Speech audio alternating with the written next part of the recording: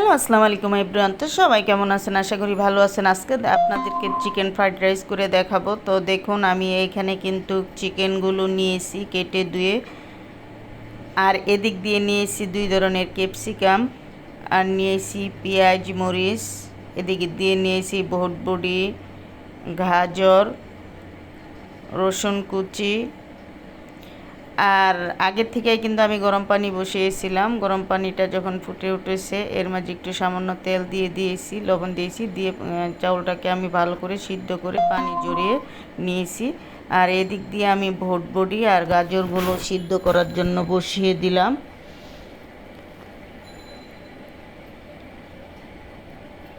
তো দেখুন, আমার বটবটি আর গাজর সিদ্ধ হয়ে গেছে। তো পানি জড়িয়ে নিয়েছি, আর একটা ফ্রাই প্যান বসিয়ে দিলাম। ফ্রাই প্যানটা গরম হওয়ার জন্য অপেক্ষা করতেছি। তো দেখুন, এখানে দিয়ে দিলাম ডিম,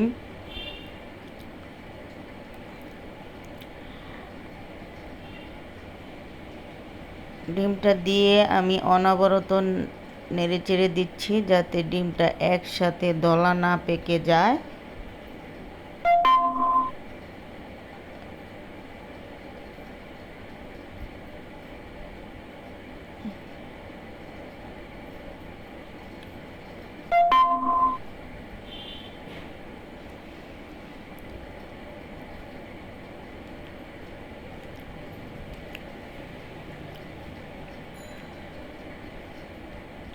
তো দেখুন, ডিমটা কিন্তু আমার হয়ে গেছে। ডিমটা আমি তুলিয়ে নিচ্ছি।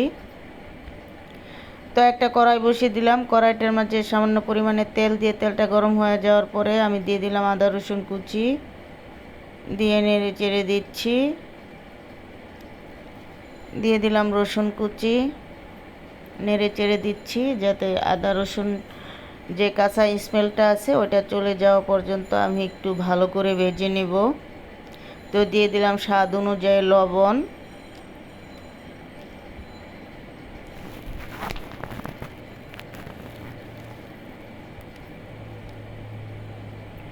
দিয়ে দিলাম চিকেনগুলো,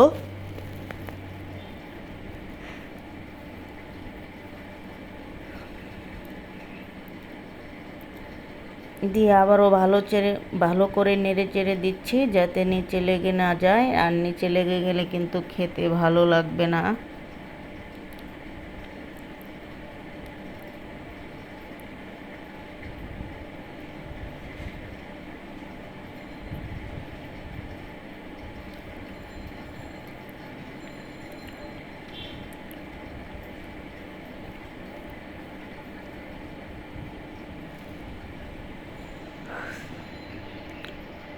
দিয়ে দিলাম সামান্য পরিমাণ গোলমরিচের গুঁড়ো,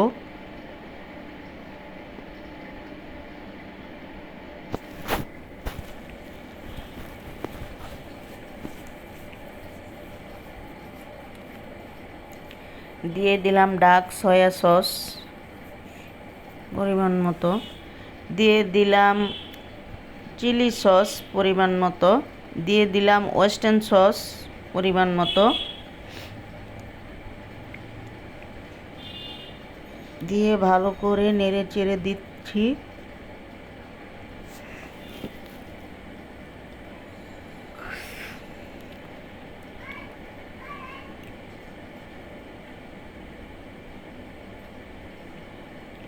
দিয়ে দিলাম সিদ্ধ করা বটবটি আর গাজরগুলো,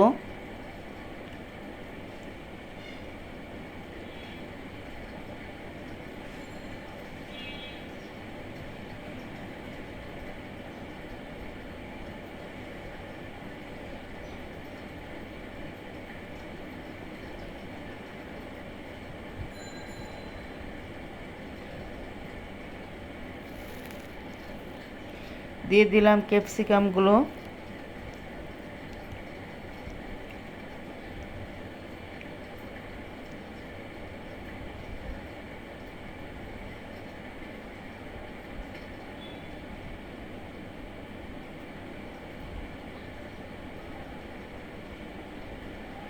দিয়ে দিলাম পেঁয়াজ আর কাঁচামরিচ কুচি,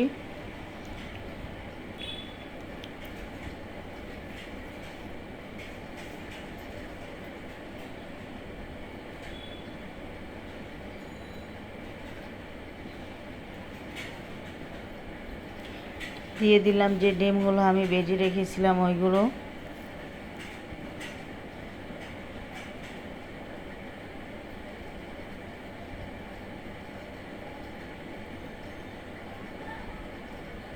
দিয়ে দিলাম রাইসগুলো। আর এই রাইসটা কিন্তু বাসমতি চাউল। আর রাইসটা কিন্তু আমি 80% সিদ্ধ করে নিয়েছি। সিদ্ধ করে ভালো করে পানি ঝরিয়ে তারপরে কিন্তু নিয়েছি।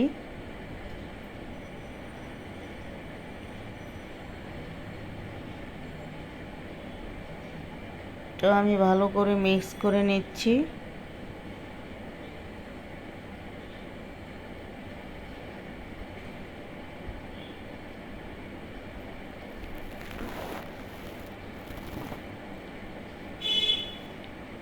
তো দেখুন আমার কিন্তু ফ্রাইড রাইস অলরেডি হয়ে গেছে।